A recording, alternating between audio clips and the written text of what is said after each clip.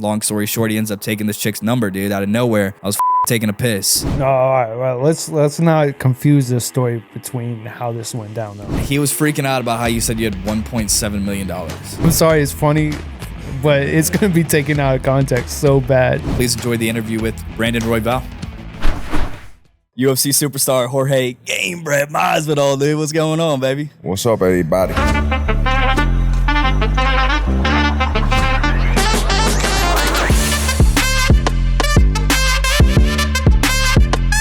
Alrighty, what up, everybody? Welcome into Man to Man Podcast. Today we're switching things up and talking man to woman. Please welcome on the show singer, songwriter, social media star Lauren Gray. We know you like the DJs. I am okay. $1.99 for a banana bag, bro.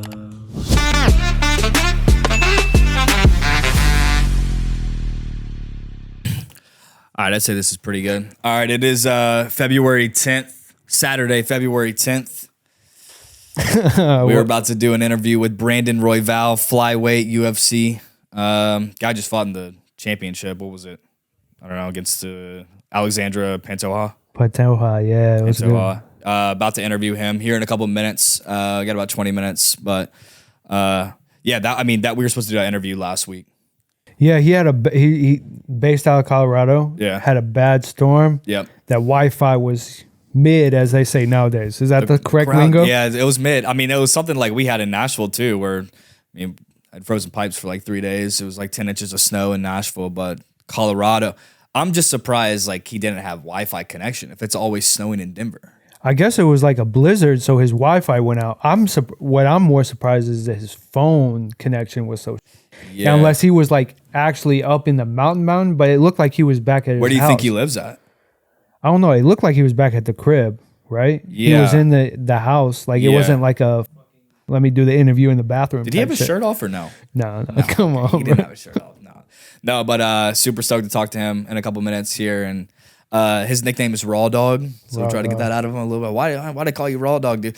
It was just funny because I asked him that. Like, we asked him one or two questions. That was like the first question that we asked him. And he was like, oh, man, yeah, blah, beef. All right, yeah. I was like, hey, you know what? I was like, hey, you know what? We'll just reschedule it. Yeah. It looks like you're busy. This is just not going to be it. Yeah. Like, we want a good interview out of you.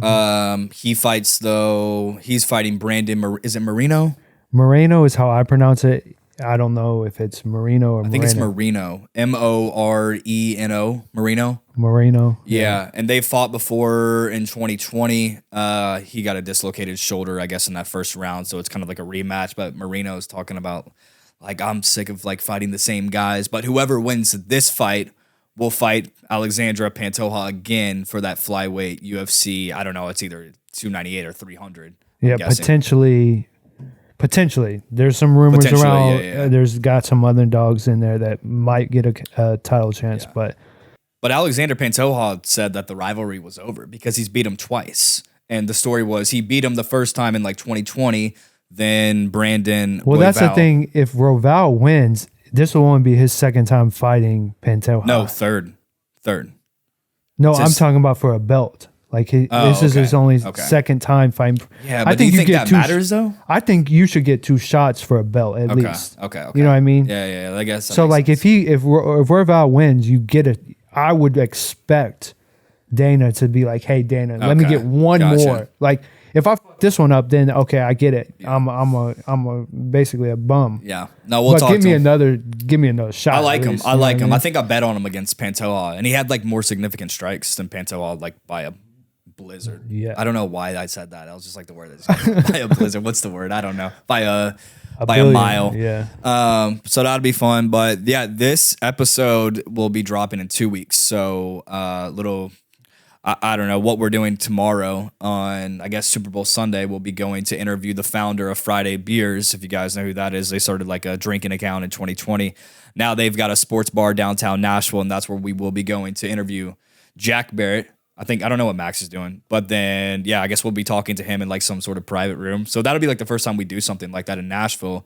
He'll hop off after 30 or 40 minutes or so, and then we'll have Rusty Ranks and another comedian on. But that episode will drop this next week, probably whenever you guys are watching Actually, this is a totally different video, but Yeah, that'll drop next week. we'll Actually, cut what that. I'm saying is like, not we have to cut We'll that just cut entire- all that, but yeah, I got you. Yeah. You're just trying to get it right in your brain. That's fine. Yeah.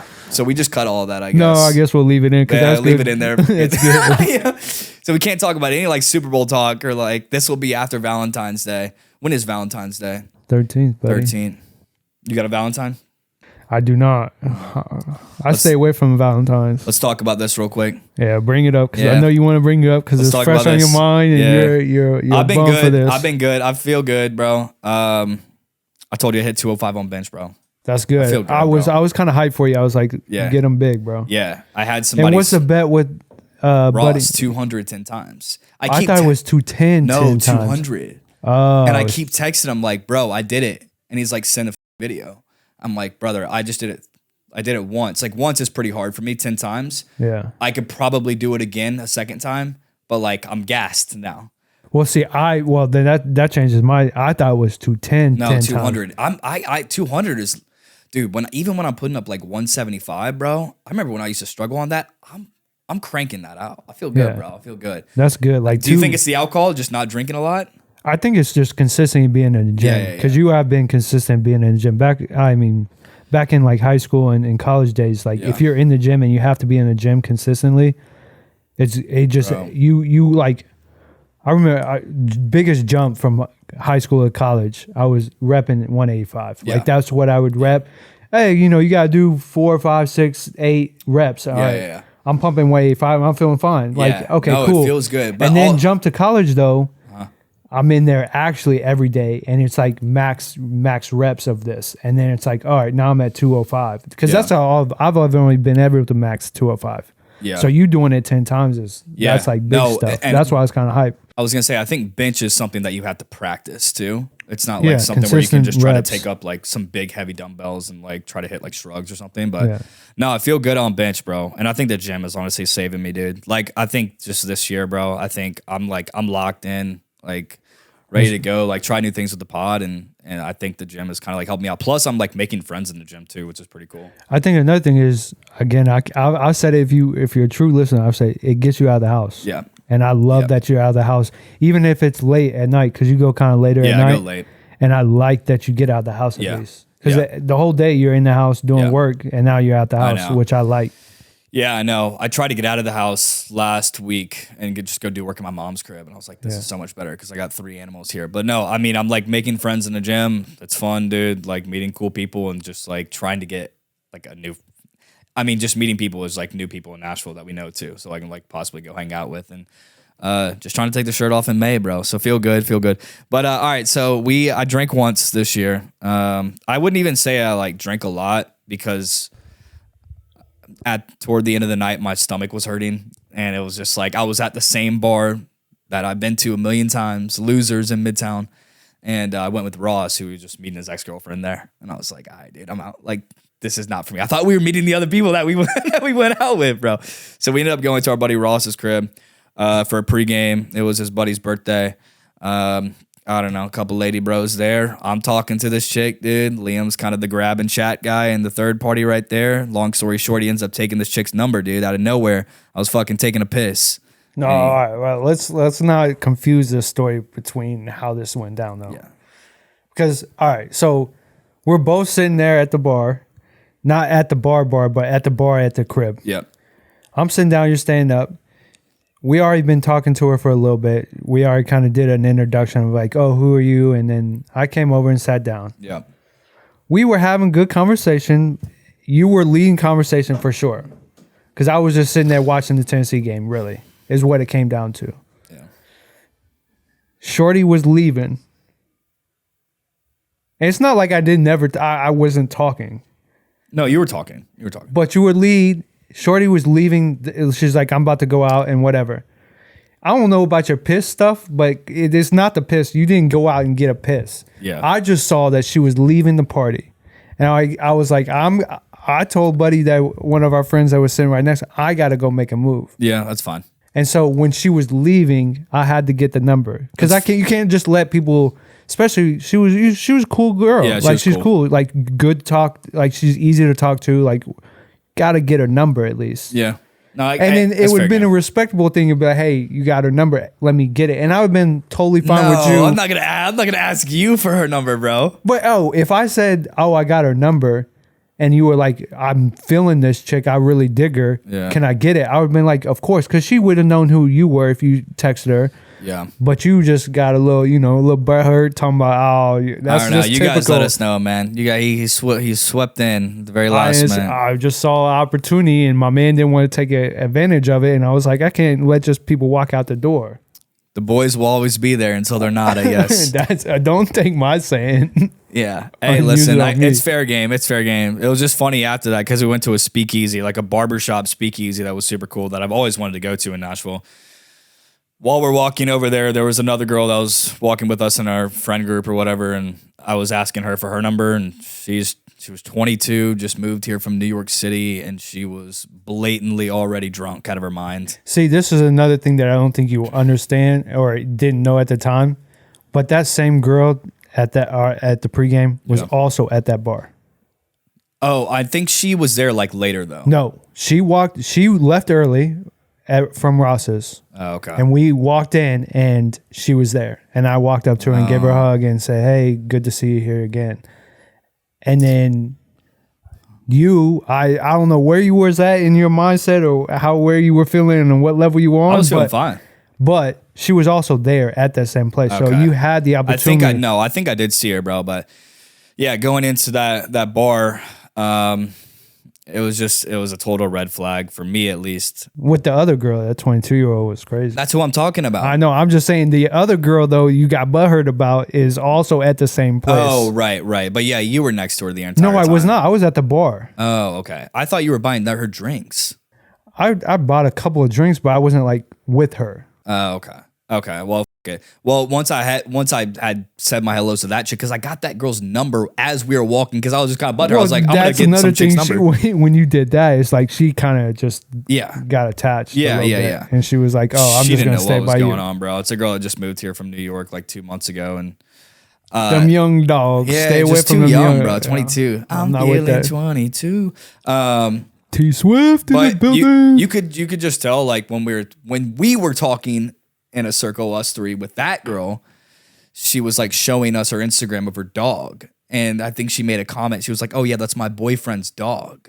And mind you, she had already given me her number and was like dancing with me. And I go, "Wait, boyfriend?" I act like I didn't hear it. And I gave her phone back.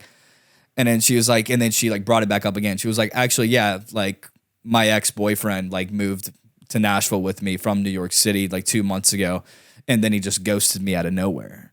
And then I was just like, I look at you. I know that. I was like, I heard the entire thing because I was not like entirely, not as drunk as her, but I computed what was going on. I was like, yeah, okay, good luck with that one. But and then after that, Ross and us were just talking about like bookies and stuff, dude. It's so ridiculous. Let's not go into that. Hey, just for the record, Ross, if you happen to listen to this, I don't know.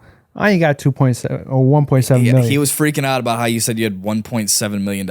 And that's the thing, like you didn't let me, we'll not even go into it, but that was not what I was saying. That was kind of ridiculous. If I had 1.7, I would be sitting here, bro. I called you, yeah. The next day I was like, did you tell Ross that you had one, but you were in dude. I would be like, yeah, I Ross, I wouldn't be talking to you if I had 1.7. See, I thought it was from like inheritance or something, like with your grandma. Even if I had that, bro, I would not be here. We would both be somewhere. We would be out of this. Yeah, not in this damn house. I'll tell you that. I would be taking care with a lot of people if I had that.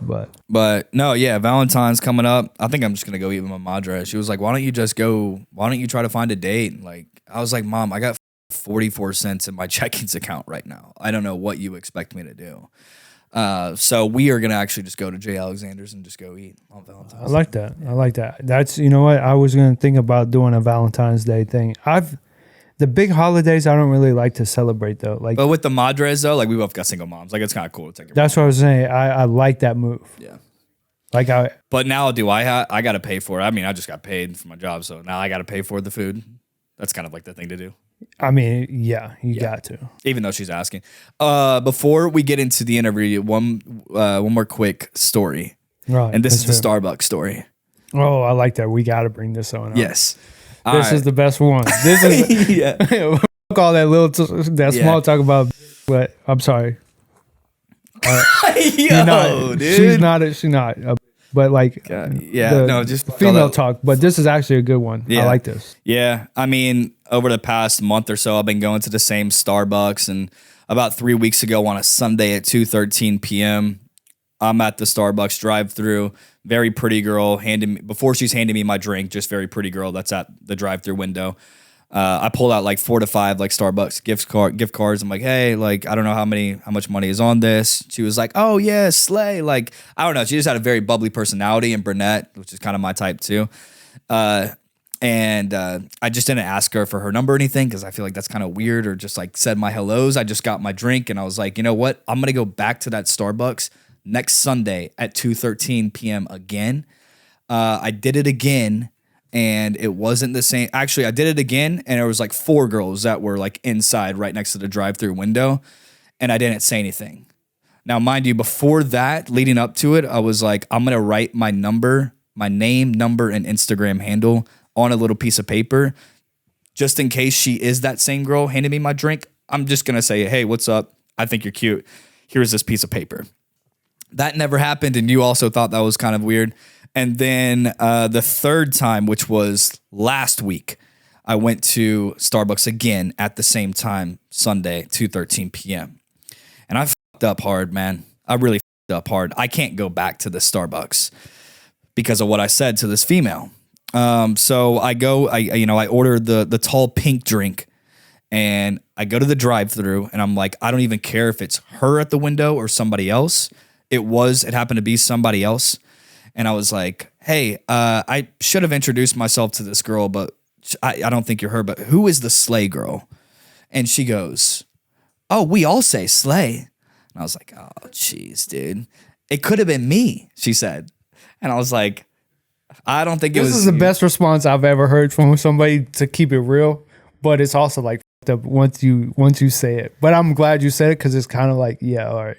Yeah, she was so like, what'd you say? She was like, it could have been me. And I was like, I just fucked up. And I didn't mean this by any means in like a hurtful way at all. But it's funny, though. I said, I'm sorry, it's funny, but it's going to be taken out of context so bad. Yeah, it was, bro. I said, no, I don't think it was you. It was the skinny brunette girl. And we just made eye contact as she's handing me my drink.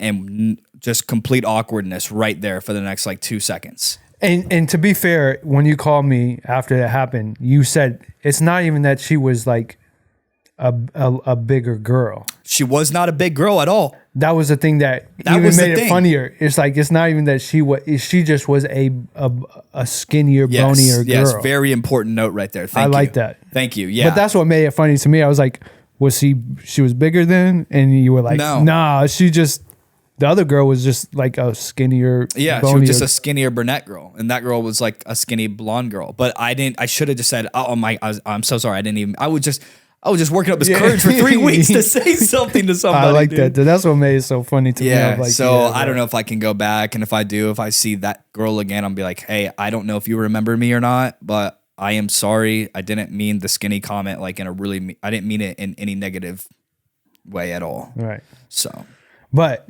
thing I take away from that, and then we'll get into interview with Brandon here. You got to have confidence on the first time you see somebody to go up to him. Yeah. Because from a record now, this is twice my man failed to go to the next level. Yes, you can spark up conversation, and that's fine with somebody, and you can have very good conversation with somebody, even if it's for a window and you think the girl's cute. Let's go to the next level now. Let's build up a little more conversation. I'm ready for it now, bro. If it was at a pregame and you see that she's leaving and you kind of feel her a little bit, go ask for a number. If you at a drive-thru window, for all my guys out there, and you think she's cute and you think there's a little chemistry, go ask her for a number, bro. Like, just ask her right there. I know, I should have said something. Worst thing you say is, she says, oh, I'm sorry, I got a boyfriend, or sorry, I don't get out my number. Okay, cool. You're still sitting in the same spot you are right now because you ain't got her number now. You ain't got Shorty's number from party. What's the difference? I guess I just got to keep hitting the gym. Hit the gym and ask somebody for the number. Yeah. All right. Well, that's it. Please enjoy the interview with Brandon Royval. Yeah. Yeah. Before we dive into UFC Flyweight Brandon Royval's interview, today's episode is sponsored by BetterHelp. Have you ever wondered, man, I wish I had more time throughout the day to get things done, or you're not exactly sure how to prioritize something over another thing? You're tired all the time, you're not getting enough sleep, you can't go work out because you got a hard deadline due for work at the end of day or 6 p.m. or end of week, and you're just feeling exhausted and overwhelmed. I know that understanding what's most important to you is finding out a way to best prioritize your schedule, and thankfully, therapy can help you find out what matters most to you so you can do more of it. I know that for me personally, therapy helps me prioritize my to-do list, no question about it, hands down. It's been a game changer, and every single day looks a little bit different for me, and it's hard for me to create healthy habits for myself. Therefore, therapy has helped me understand my needs and has allowed me to show up better in all areas of my life. If you're thinking about therapy, give BetterHelp a try. It is entirely online, which makes it super convenient and flexible for your schedule. Just fill out a brief questionnaire to get matched with a licensed therapist and switch therapists for no additional costs. Learn to make time for what makes you happy with BetterHelp. Visit BetterHelp.com/man-to-man today to get 10% off your first month. That's BetterHelp, HELP.com/man-to-man, MAN-2-MAN. Linked in episode description. Now let's get into the pod. I just, Colorado got another fucking snowstorm going on. So, I mean, at least my power right now, but they don't want me to have a nice little weekend out here, bro. It's crazy.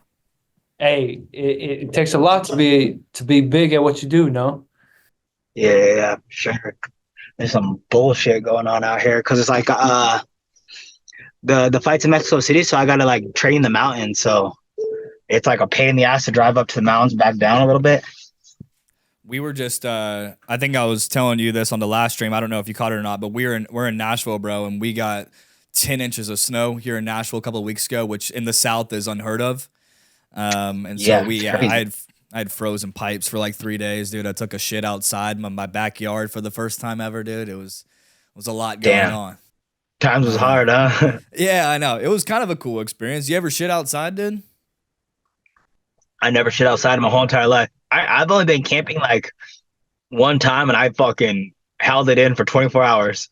Oh, really? Damn, bro. Have you shit outside? I've never done that either. I've never shit outside. I've been camping, but there's always like places you can use the restroom outside, you know what I mean? Like an outhouse or like a porta potty or some shit, right?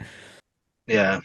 I ain't been on his level yet, but no, I mean I was squatting outside, dude. I saw it like in like 8 inches of snow with toilet paper. At least I had toilet paper. I didn't have leaves or anything, but I guess I would hold it in, yeah, and use leaves. But well, dude, glad to have you, bro. Glad to have you. Thanks for hopping on again. Let me put you on my headphones. Maybe that'll make it better. Yeah. Do your thing, man. Hard worker at work right here, just so the people know. Yep. Hard worker at work. Oh damn, my dumbass.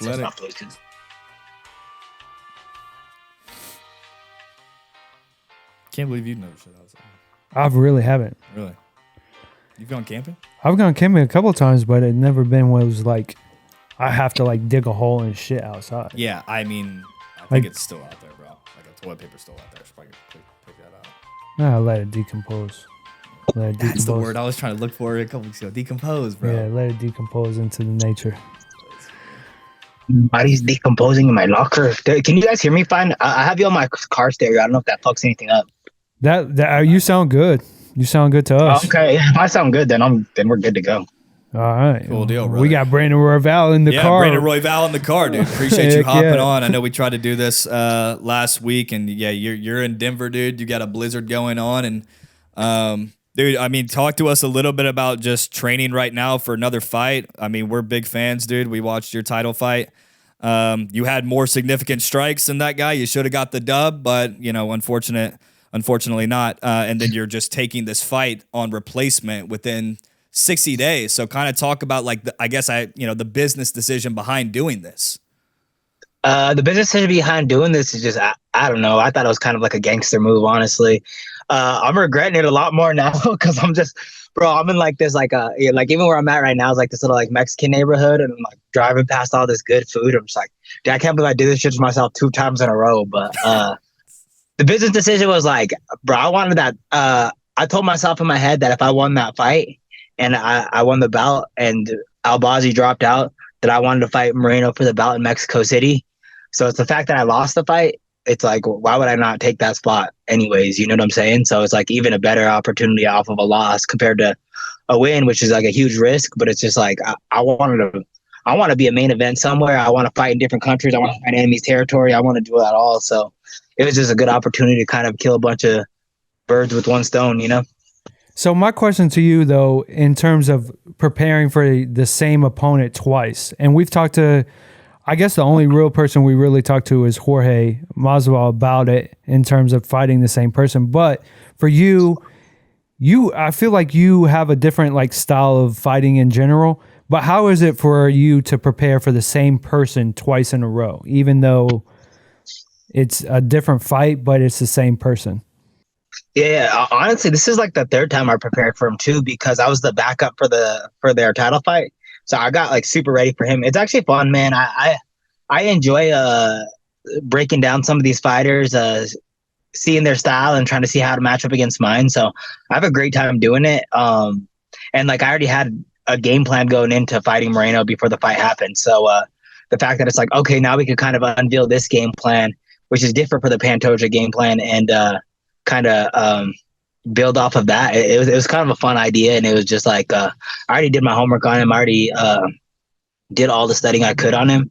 So it's like the fact that I can go out there and pull the trigger is a great opportunity. So has anything changed since the last time you prepared for him compared to how you're training now? Yeah, especially like the first fight. The first fight, I didn't train for it. The first fight, I was so compromised that I couldn't really train like striking, and I couldn't wrestle or grapple. So a lot of what I was doing was just throwing kicks and then like one arm boxing, because my left or my right labrum was torn so bad that it was just like there was no training camp for that fight. So it's actually kind of cool, like getting trained for him, knowing that if we wrestle, I'm not in super big danger, all that stuff. Where going into the last fight, I was just like, I'm on a three fight win streak in the UFC. Might as well just take another fight for a possible title contender series. And yeah, so in my head, it was just like I was rolling dice, and my shoulder didn't give out yet. So I was like, might as well see what happens. Well, that's what you want to see as a fighter. Yeah, I was going to say, so there's talk about whoever wins this fight will go back and fight Pantoja. Is that something that you've heard from Dana White talk about? No, I haven't heard anything from anybody really. I put myself in a really good position if I win this fight. So I knew that going into it. It's just like, I knew I'd probably be fucking over the UFC a little bit, where they're like, damn, do I have to give this motherfucker a title shot again? And it's so that's kind of like a little bit of like what goes on in my head too. It's just like, you know, kind of just put myself in a good situation, and yeah, mainly that. When doing a little of this research, I mean, with all the UFC guys too, there's this ongoing beef. Obviously, we saw what happened between Strickland and Dricus du Plessis before their fight. Reading a couple of articles about what this guy is saying toward you, he's talking about, well, it's kind of boring to fight the same guys again. We're all fighting the same guys in this division. Yet he's saying that you're the number one contender to obviously get to this title fight against Pantoja. Is there real beef between you guys, or is this kind of just all for just selling the fight? Nah, man, this is always just business to me. I don't really take too much emotion to it. Even when it is like beef or like I am like talking shit with somebody, I've never really got emotional about any of this stuff. The drama never really meant nothing to me in this fight game. But did I cut out? I'm sorry. No, you're good. The drama means nothing to me though. It's just the fact that I could go out there and go fight and do my thing. I've never even, like when I was a little kid, I wasn't really too great at like the talking portion of shit. But it's just like when the fight kicked off, I was always good, you know? So, yeah, I don't care about it. I honestly just feel like most of these guys that I've gone against so far in the UFC have been pretty fucking cool, if I'm being honest. Like, they all seem like pretty good guys. So I definitely want some asshole to fight, or like someone that's talking shit or something. But as far as Moreno goes, it's like, he seems like a good dude, seems like a good dad. And it's just, you know, I don't have to know him personally. So it works out for me, you know? Mm-hmm. So with fighting Moreno again, my biggest thing is I think if you obviously don't look in too deep into what's coming up next, but you probably will, the winner of this fight. I think Moreno wants another shot at the title. I'm guessing you definitely would love to have another shot at the title. What does it mean to like fight against Pantoja, or however you want to say his name now at this point? But what does that mean in terms of fighting for a title? Is that different? Are you thinking about fighting for a title, or are you just more focused on this fight in front of you first, and then whatever comes? Yeah. I don't know if I'm getting a title shot if I win this. I hadn't really thought about it too much. I'm just more concerned about fighting Moreno at this point in time and just main eventing and going into enemy territory. Since I took this fight in like short notice, it's I guess I haven't really thought too long term, just more of just like what's right in front of me and the opportunity at hand. And yeah, I mean, I would obviously love to fight for a title. If they give that to me next, I know I could beat Pantoja. I know I could win that fight. That being said, I definitely need to go out there and make a statement. Well, I was going to say Moreno is definitely looking for another title fight, and he has to go through you now. So I think you have to have the same kind of mindset too, no? Like, hey, if I'm going to go through Moreno and I'm going to get my title fight too now. Yeah, and I'm going to show. He was saying something how you have everything to lose and like he has everything to win in this fight. Yeah, I kind of feel that too. I feel like in my situation is like I kind of have the odds stacked against me because I don't think I get a title shot if I win this fight. I don't think they're going to give it to me, to be 100% honest. As much as I would love it, I don't think they're going to give it to me. I think I have to win more than one fight. I think Moreno gets that luxury treatment because he's a little more popular than I am. But I feel that too. I feel exactly that same way. Is like I'm putting a lot on the line. I'm taking a lot of risk.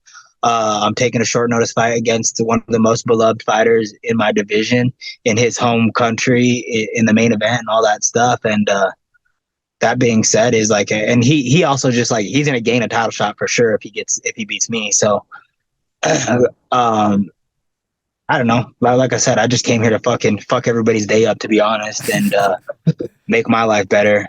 Well, fuck it up. Yeah. I have one question in sense of kind of going back to what Andy said a little bit in terms of why would you take you hear about fighters taking short notice fights and not really being 100% prepared, and like an Usman, he took a short notice fight and he lost.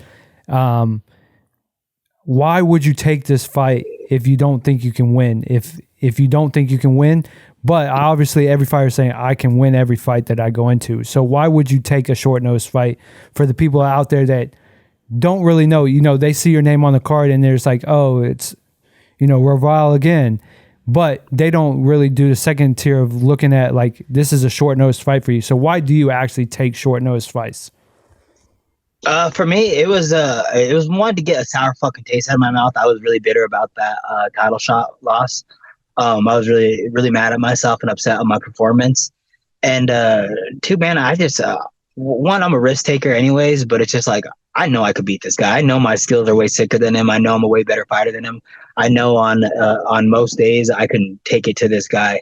I'm not saying he's not a skilled fighter. I just think I'm way more dangerous than him. I'm way more skilled than him. I have way more tools in my toolbox than he does. And I just think in the sense of being like in the flyweight division, I'm one of the scariest, hardest fights to prepare for and one of the more deadlier matchups in the division. I have the highest percent as far as wins go. I have the highest percent. That toolbox is loaded. That toolbox is loaded, huh? Yeah, I'm the only fighter in the division that's elbowing, submitting people, kneeing people. I'm doing everything. I can kick people in the head. I could spin kick people. I'm the only one in the division that can do all that stuff. And like I said, I'm just looking to show up and show out and let these motherfuckers know that I'm not my last performance. I'm the real fucking deal, and I'm the best fighter in this division time and time again. And I feel like I didn't do a great job of like the preparation of the last fight was dope. I did a good job at preparing for the fight, no doubt.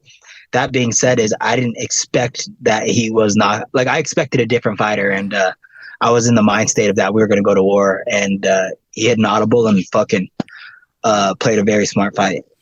What's the prediction of this fight? The prediction of this fight is I'm just going to take it to Moreno. I'm going to stay in his fucking face the whole entire fight and hopefully break him down. And if I don't break him down, which Moreno's not a quitter, so I wouldn't expect to, I'm just gonna put it on his ass for 5 rounds, hopefully. I'd say first round knockout, baby. That's what we got you going for. No, I'm hoping for it, bro. I feel like he does a lot of things that will play to my advantage, and if I can fight a good fight or a smart fight, I think it's not going to be close. Quick question on that. We're big betting guys over here. Do you ever get people in your DMs talking about, hey, I got a ton of money on you, win this fight?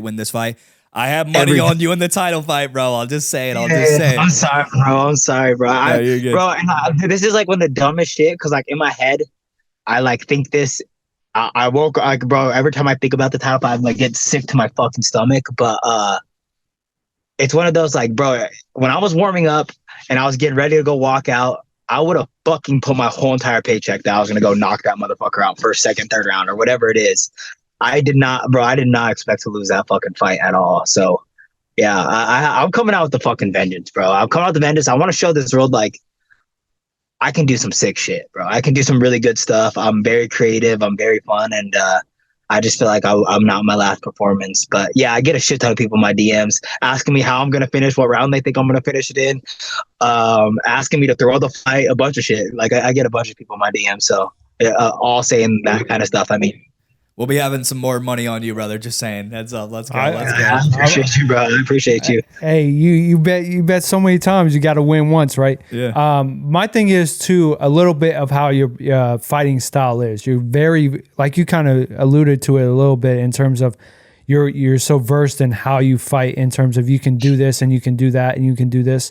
When you go and prepare, or like when you train, what do you focus on more? Are you standing up, or is obviously it's based on your opponent, but when you're training, are you standing up trying to box? Are you working on your grappling? Are you trying to work on defense? Like, what do you focus on more when you train, in terms of just bigger picture, not just who you're fighting? As far as like statistics go, I think I have zero takedown fucking shots in the UFC. I'm always looking to strike with everybody, but I've always kind of had it in my head where it's like pick your poison of like, if you want to fight on the ground, let's go fight on the ground. Most of my finishes are submissions. Oh shit. Most of my finishes are submissions, but I'm always looking to strike. That's like my preference. That's how I kind of always wanted to visualize me as a fighter, as a striker when I was younger, and like trying to mold my style. I always just wanted to be a striker. But a lot of takedown defense these last few weeks. I have like my own personal wrestling coach I've been working with. A lot of defense, and then of course I'm always working on my ground game. But as far as like a style of fight that I want to fight, is I prefer to strike pretty much every time. Aren't you a black belt in jiu-jitsu or Muay Thai? Yeah. I'm jiu-jitsu. Jiu-jitsu. When did you start that? I started jiu-jitsu when I was like 16 years old. I started jiu-jitsu and like Muay Thai as all together. How many street fights have you been in? I have no clue. I got in a lot of fights probably as a youngster. That was like I was talking to the UFC and they're asking like if I get a lot of fights growing up. And there was like 1 year in middle school where every picture, like or every page of the yearbook, there was like some kid that I fought, or at least 1 or 2 kids that I fought on the yearbook where I was just You just got everybody. A shiner in his yearbook picture because of you? I know. Yeah. A lot of it was just like me luring people over and trying to get them to box me at my house and stuff.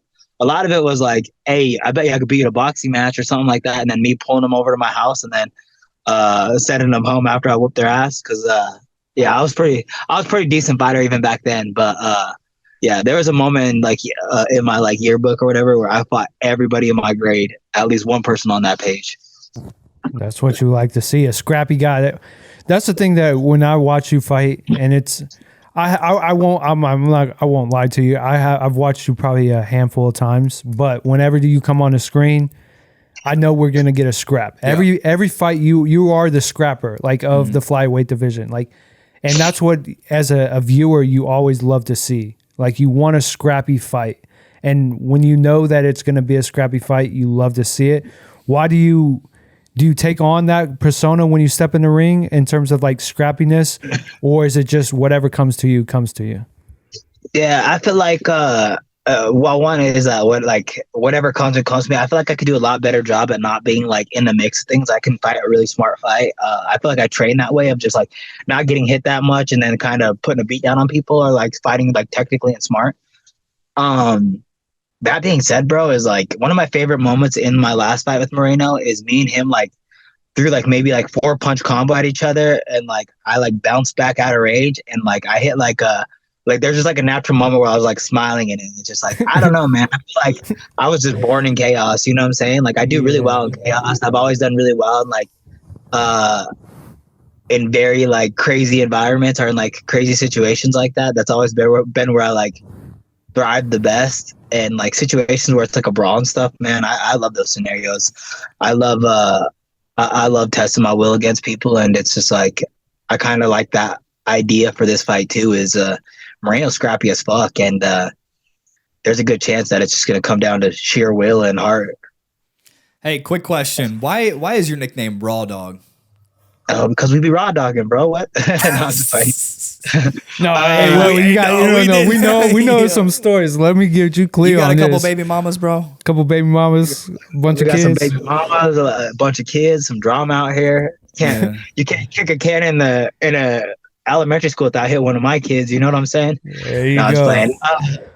It was just one of those fucking like I don't know, man. Some dude was like yelling raw dog him, and then it just like stuck, bro. Like I was just like, man, we would make fun of it all the time. This is when I was like pretty young, and we make fun of it all the time, like raw dog him Royval or whatever it is. And then one day I tried it out and been raw dogging ever since. No, I'm just playing. One day I used it and I knocked some dude out and just got superstitious.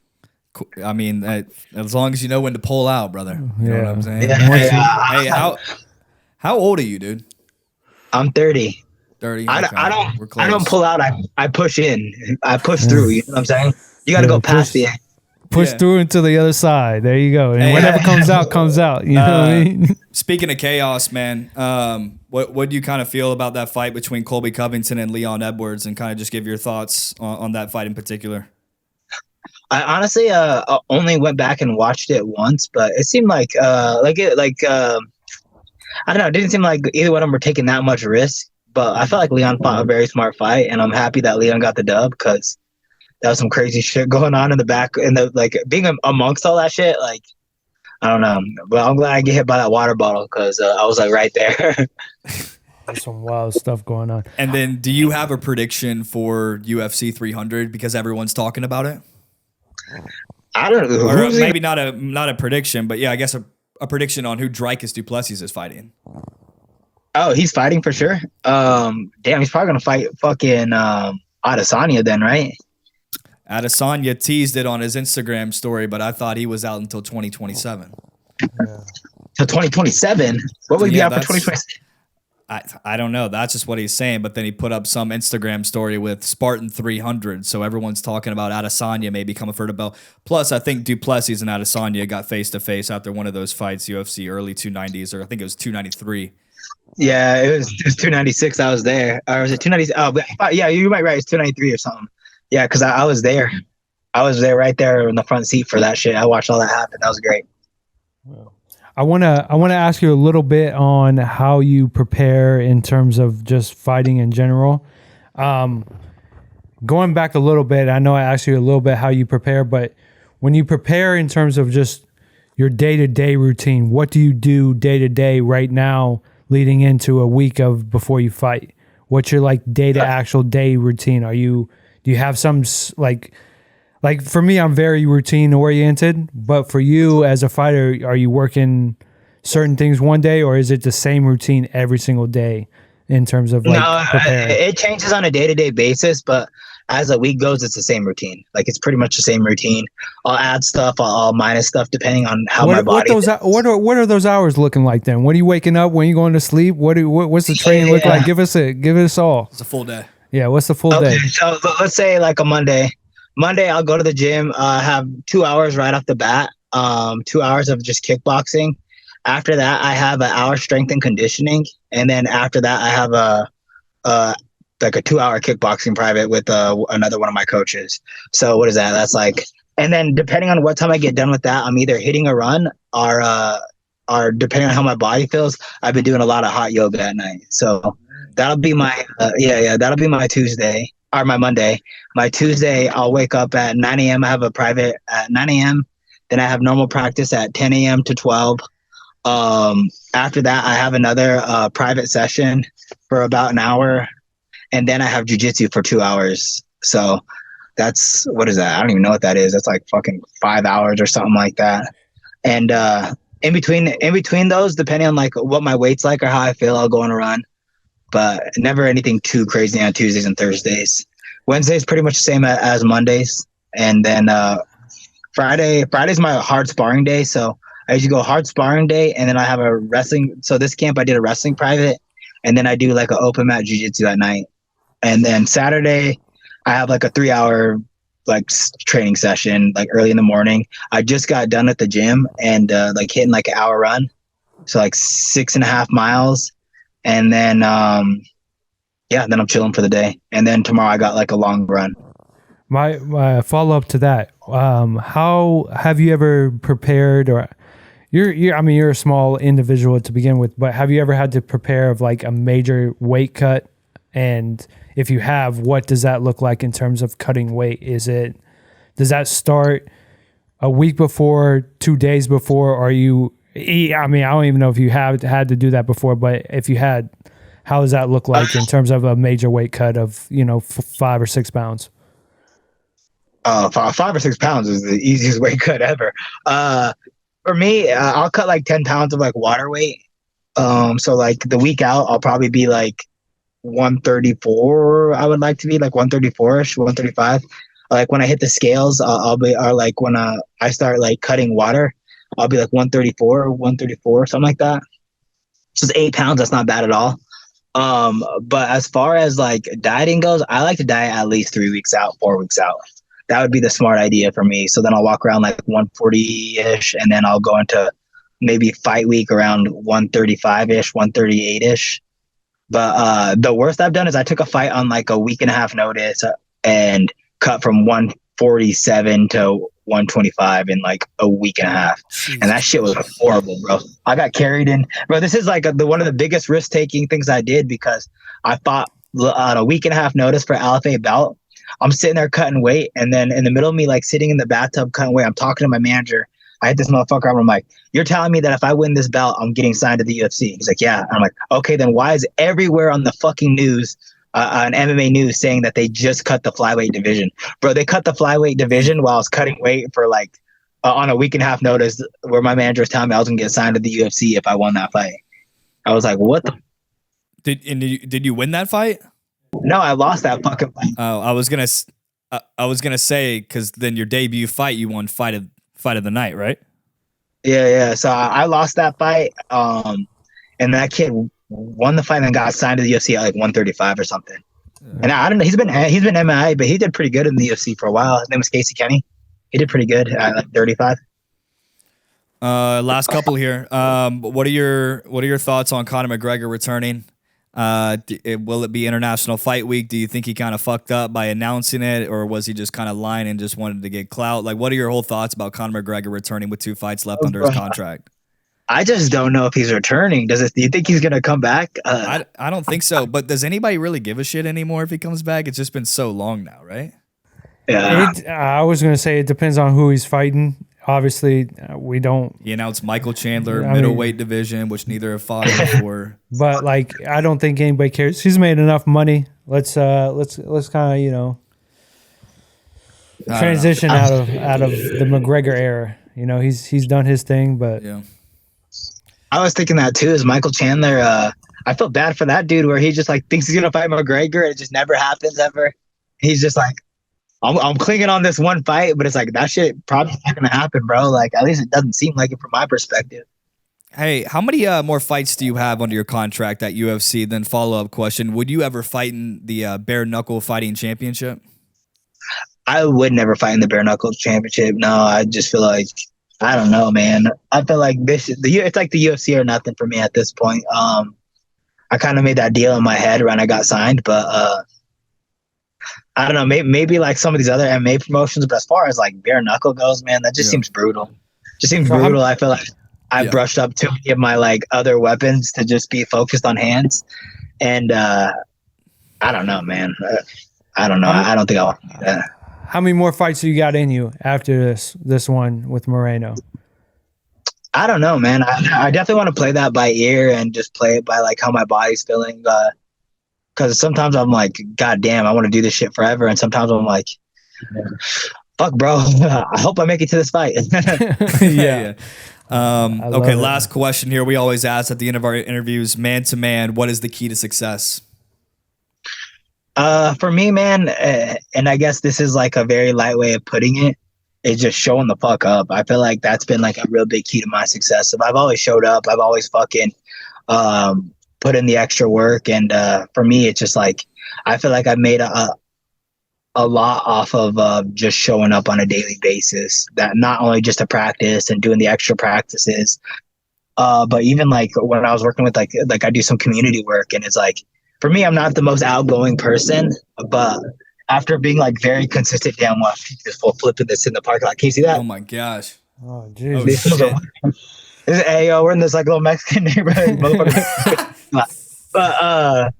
But I do community work, and like for me, it was like hard to like build relationships with some of the youngsters like originally, but after like months of doing it, it's like now it's like I'm so consistently in these kids' life that it was able to like kind of, now I know all the kids, I do all this stuff. So a lot of that's just showing up, bro. Showing up and just fucking being consistent. Well, we appreciate you coming on for sure. And we'll be taking you once again. Yeah. So hopefully you cash our bet slips. Yeah, How please about that? cash it, bro. Moreno versus Royval 2 for UFC Fight Night 237, correct? I don't know the number, but yeah. 237, February 24th. Let's get it rocking. Let's get it rocking. Mexico City in Mexico. We'll be watching you, brother. Appreciate you taking some time out of your day, and we'll see you on TV here in a couple weeks. You guys too. Thank you guys very much. Have a good day. Appreciate it, bro. You too.